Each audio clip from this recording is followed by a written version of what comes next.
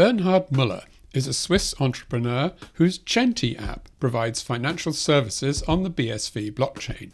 Working closely with banks, Bernhard and his colleagues are developing a range of products to combine the innovation of digital money with the security of existing financial institutions. I wanted to ask him in particular about his Swiss franc stablecoin, a genuine first for the BSV blockchain.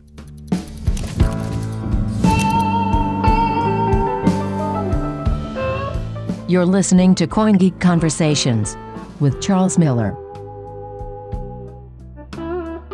So Bernhard, I'm very honoured to know somebody who kind of has their own money, invented their own money, the Centi Franc. What exactly is the Centi Franc? Because it's entirely your invention. Well, the Centi Franc is a stable coin of, you could say, a new category, which is fiat guaranteed.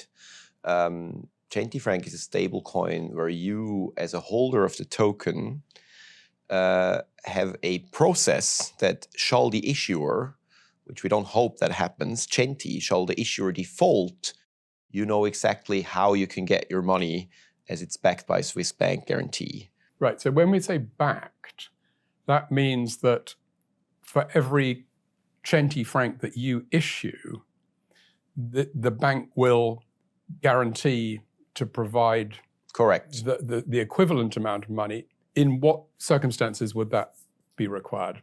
That will be required in the circumstance of where Centi would default. And then there is if you check our token terms on the last 3 pages, this process is basically described, how you would write to the bankruptcy trustee. You would include a letter to the bank. You would approve the bankruptcy trustee to forward your details and all your KYC details to the bank. And then basically the bank would collect all these data and pay out everyone. So your pitch to customers is it's no more risky than putting your money in the bank then? That's correct. And so what is the advantage? What am I going to do with my Centi Franc? So the advantage is really that you have a stable coin that is quite different in 3 ways. First of all, you have this guarantee, which is quite unique. Second of all, it's suitable for micropayments, which most stable coins out there are made for arbitrage trading, between crypto exchanges. And third of all, it's a direct-to-consumer stable coin.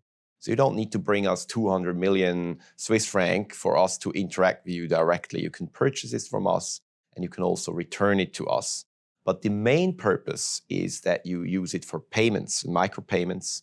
And we've actually just announced this conference our merchant list with 125 merchants, and it's basically growing monthly.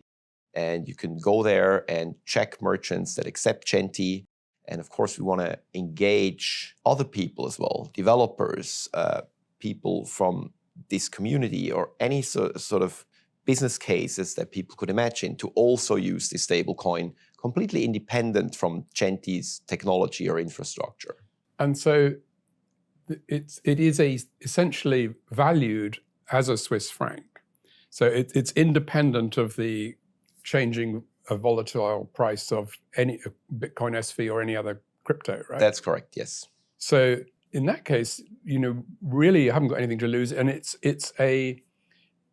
just a more convenient way of paying then, I guess. It's very convenient, but it's mostly also a way of really directly paying the merchant. And consumers aren't super aware of this because the current payment industry is really good at sort of being intransparent and actually making you think that everything's free for you, although you're of course paying all that in your consumer prices.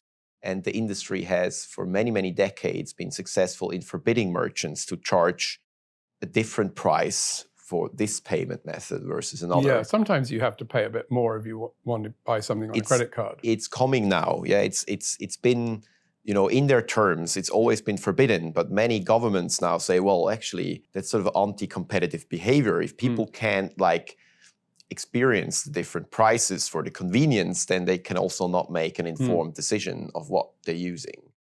And there's a lot of legal advantages for you and the merchant to pay directly in cash. Like, for example, if you pay something in cash at a kiosk, you don't need to show your ID. You don't need to leave your data trace because you're just interacting directly. Whenever you have 3 people involved in a financial transaction, that's where every party needs to be fully identified and KYC. So this genuinely is digital cash then? That's really? true, absolutely. But just to go back to the Centi side of it, so you issue the stable coins.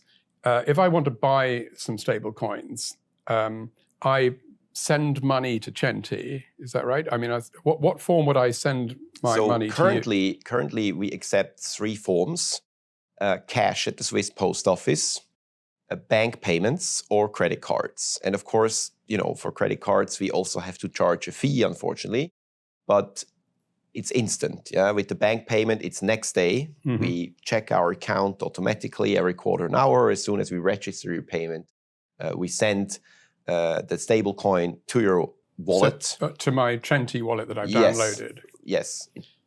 But so your arrangement with the bank then is, have you said, well, we'll take this much money and ask you to guarantee that, or does it just sort of, the more money that is required for the stable coins that you're issuing, then the amount that the bank lends you just goes up and up? Or okay, so the bank doesn't lend us money. It's quite the contrary. We brought the money up front and pledged it towards this guarantee because, of course, the bank doesn't want to take all that risk themselves. They provide the guarantee, but they want to ensure themselves that if the guarantee would be coming to play, that they're not losing money. So do you have to deposit that amount of money in the bank then? That's correct. That's how we're doing it. So you've had to right raise a lot of money.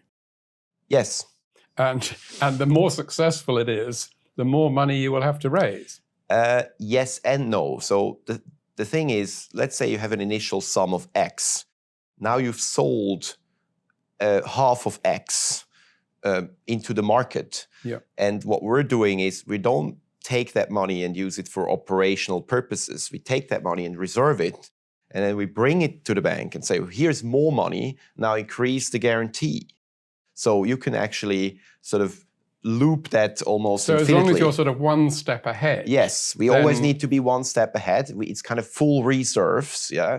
We need to have those reserves, and we need to have enough money to have our own liquidity supply. Yeah. But as we're selling off into the market, we can then, take that money, put it towards the bank. So when the whole again. system is well established, if I put 1,000 francs into my wallet that you'll give me stablecoin, that 1,000 francs will go to the bank to be part of the reserve of the next. So that will be part of the next issuance step. Correct. Right. So it's a rather beautiful mathematical system, really, isn't it? It is. Yeah, absolutely. And yeah. And so what about the marketing? I mean, this is going to work nicely as long as people want to use it. And you've mentioned a number of merchants who want to get on board. But what about the actual individual customer?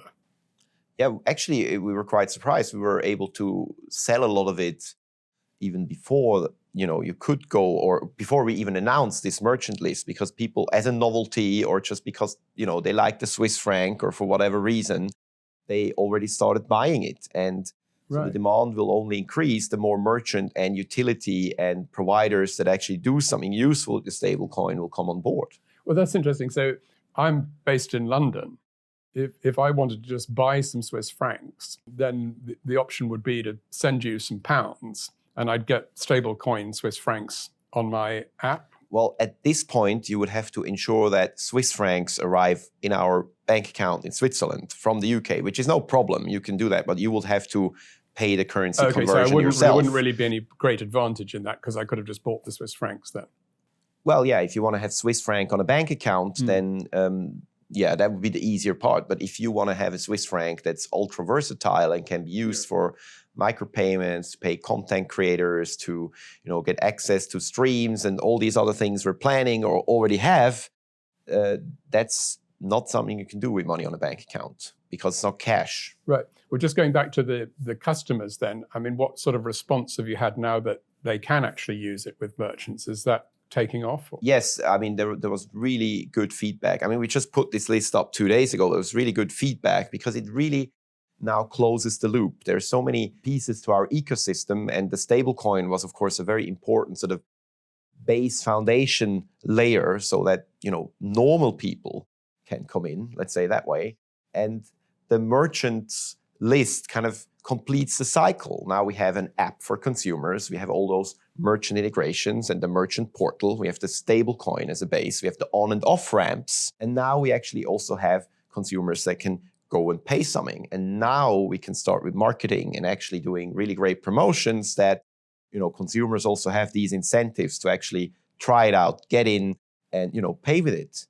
Because it's not an easy feat to convince people to change their habits. And there needs to be a benefit to change your habits. And that's exactly what we want to provide. Does it cost the merchant to join the system? There is no setup fee. There is no ongoing fee or monthly fee. And in the current scheme, there is also no base fee per payment. It only costs a merchant when he actually creates revenue through it. And the merchant is incentivized because they're not paying the credit card percentage. Absolutely. So we are really, really competitive in pricing, but that's not the only reason merchants like to accept Centi. There are other reasons. One is there is no way to file a chargeback through Centi. It's a cash payment. You can go to the merchant, you can complain, you can negotiate a refund, all that. What you can't do is suddenly involve this third party and say, well, actually, let's just pull the rug and get all this money blocked on your account until this is resolved. And also the cost of capital is a huge issue for merchants because if you accept credit cards, usually it takes 2, sometimes 3 weeks till you actually get your money. If you're in an industry which has higher risks, they actually withhold money for up to 180 days, let's say 10%, and say, well, just in case there is a chargeback, we don't want to be left holding the bag. So and the cost of capital to do that is very, very high. And if you have sellers of digital goods, downloads and things like that, where chargeback rates are really high and people try all the time to get their money back, although they've already received the service, that's a huge problem for the industry. And would a merchant typically receive their stablecoin and then turn it to ordinary Swiss francs? So that's the beauty about what we've built. We can provide all these benefits of Web3, but at the convenience of Web2. So the merchant doesn't have to change any habits. He doesn't have to tell his accountant now, you need to learn about digital currencies. What we do is every night at 12 o'clock, we forward the money he has collected during the day to Centi on his behalf in order to exchange it for money on the bank account. And that's fully automated. So and therefore, the convenience is exactly the same as or even higher because the cost of capital is lower, you have your money faster, and so on. You don't have chargebacks. Right. So you just have his account details in your system and it just gets put into his account. Yeah, we with the merchant contract we have is also a contract where they have us as a fiduciary to their wallet. So the wallet is still his own. He owns the wallet. The money is going directly from you to the merchant. So that's peer-to-peer. But subsequently, in our fiduciary duty, we do a subsequent basically transaction where we take that money and exchange it for the merchant because we're also a money exchanger. I think you've got an agreement now or some kind of setup with Centbee. That's correct. Can you just tell me a bit about that? Because that's sending money to Africa. Yeah, Switzerland is a huge source of remittance payments. 3 times as many remittance payments come from Switzerland than the entire UK, although the country is so small. That's because we really have a very diverse composition of our society, also with lots of people that come to work in Switzerland. We, of course, have lots of refugees that came to Switzerland as well. And Centbee has all these wonderful cash, bank payment, and mobile money off-ramps in sub-Saharan Africa, and now also in Brazil and other countries. And we have all these wonderful on-ramps in Switzerland. And now we're combining these 2 things to create a remittance product. So just for people who don't know, Centbee is a wallet based in South Africa. Correct. That really exists for cash payments and remittances in Africa, but now Correct. You're making use of their network. Exactly. And this will go in 3 phases. So first phase is a non-integration phase, which is, let's say, a bit more for the tech savvy, where they use both apps and transact in between. But of course, we want to streamline this to really be, a remittance product that's usable just like any other. And for that, in the second phase, we will integrate all these off-ramps of Centbee into Centi app and all our on-ramps into Centbee app.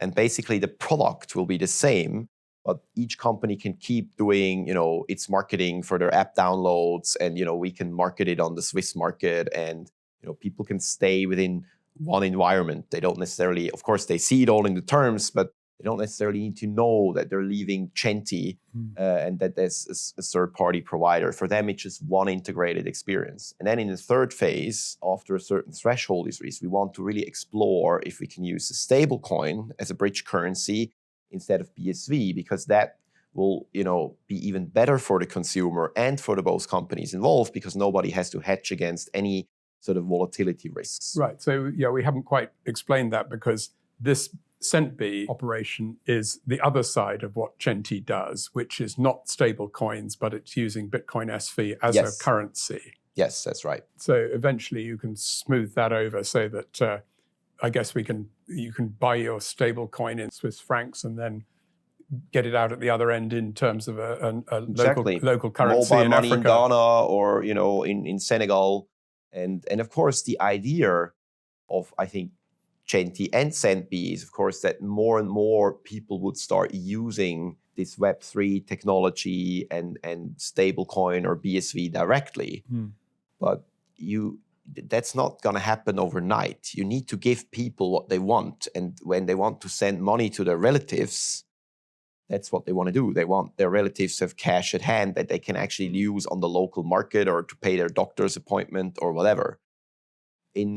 So we pursued this collaboration because at Centi we did a test in March, and we took 50 Swiss francs in cash, and we basically compared against two very big competitors, and then we used also this Centi and Centbee method, and 28% more money arrived with our contact in Ghana.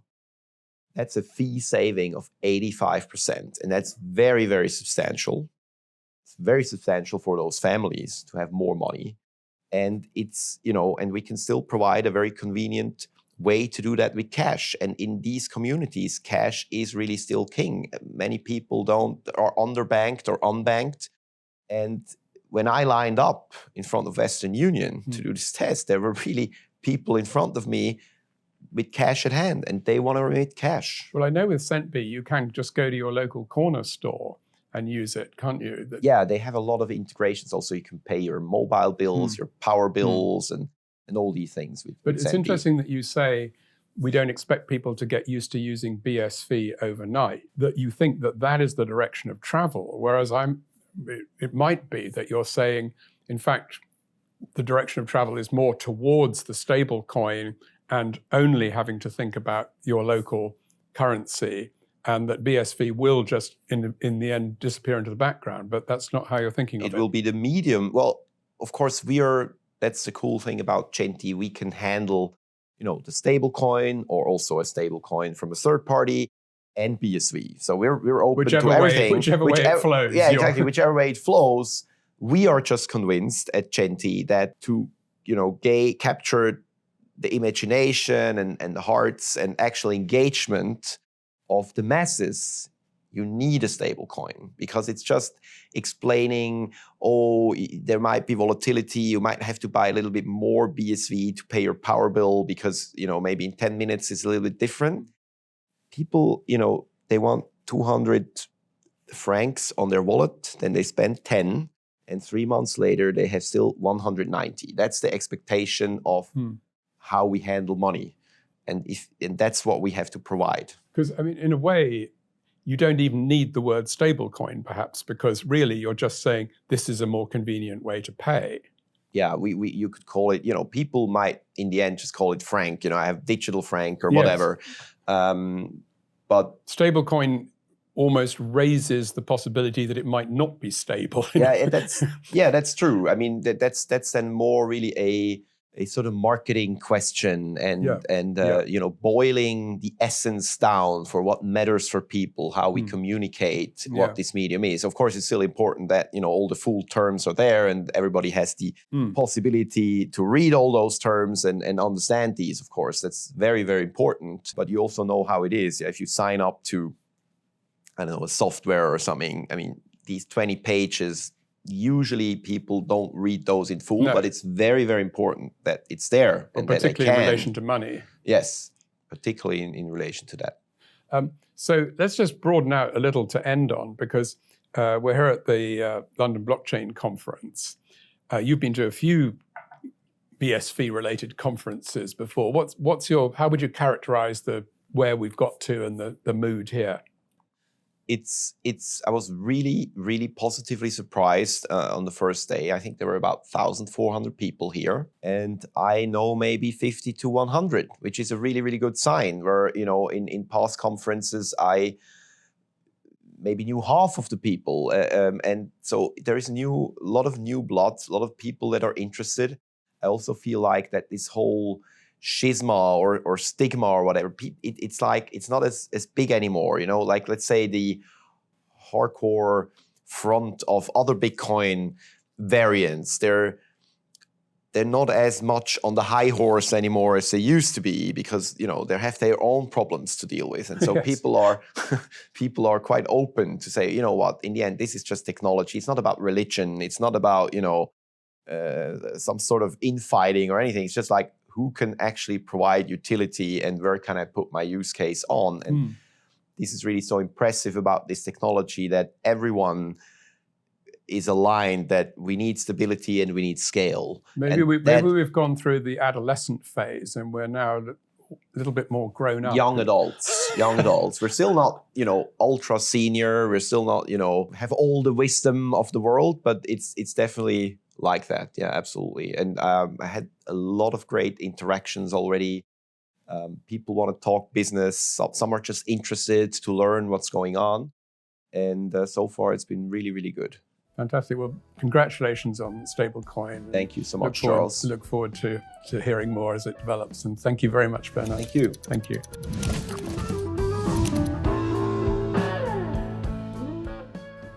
Many thanks to Bernhard Müller. Next week, I'll be talking to Darren Kellenschweiler, a veteran BSVer, as the organizer of the pioneering London Bitcoin meetups. So please join Darren and me next week. But until then, thanks for listening and goodbye.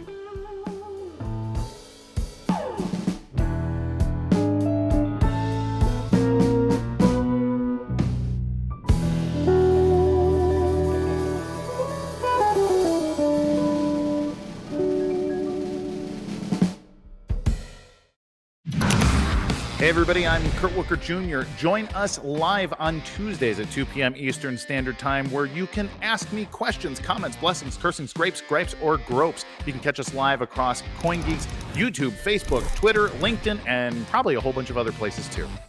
I think the big thing here, the big innovation, is the ordinals numbering system. So utility is driven by this whole idea of springboarding us in terms of innovation by using micropayments and unlocking all these different new ways of doing things. Decentralization, the meme, as people think of it, I don't think exists at all, anywhere.